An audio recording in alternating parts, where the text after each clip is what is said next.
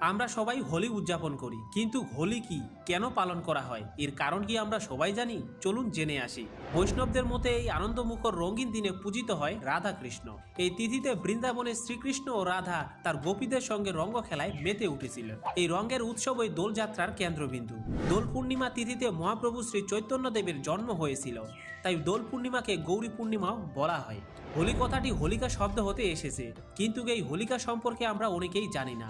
হোলিকা ছিলেন মহর্ষি কশ্যপ ও দিদির ছেলে দৈত্যরাজ হিরণ্যকশিপুর বোন। আর হিরণ্যকশিপুর ছেলে ছিলেন প্রহ্লাদ। অসুর বংশে জন্ম নিলেও প্রহ্লাদ ছিলেন পরম বিষ্ণুর ভক্ত। প্রহ্লাদ ভগবান বিষ্ণুর ভক্ত হওয়ায় ধ্যানে এতটাই মগ্ন থাকতেন যে যা দেখে তার পিতা ক্ষুব্ধ হতেন। তাই তার পিতা সিদ্ধান্ত নিয়েছিলেন নিজের ছেলেকে হত্যা করবেন। নিজের সিদ্ধান্ত অনুযায়ী একাধিকবার হত্যা করার চেষ্টা করলেও বিফলে যায় সমস্ত পরিকল্পনা। শেষমেশ হিরণ্যকশিপুর সিদ্ধান্ত নেয় প্রহ্লাদকে আগুনে পুড়িয়ে মেরে ফেলবেন।